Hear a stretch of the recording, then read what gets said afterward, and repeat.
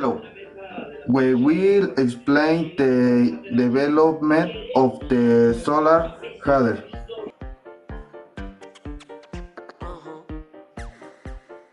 Material solar heater is 3 mm plastic hose, black glass, and aluminum plate. Wood and nylon wire, insulating tape, thermal bottle, the laser, thermoelectric tape, fish bowl, hose connectors, and stopcocks.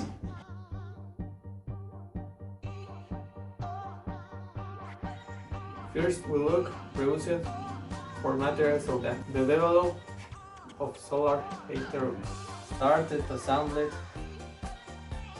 the base with wood and the aluminum plate on top of this. The components were put to heat the work. After making the base, we place our tank on the aluminum plate, which is a fish tank to which we connect the hose to the winding, and to the hose we connect the dialyzer. The dialysis water is what passes to the thermos that is in the base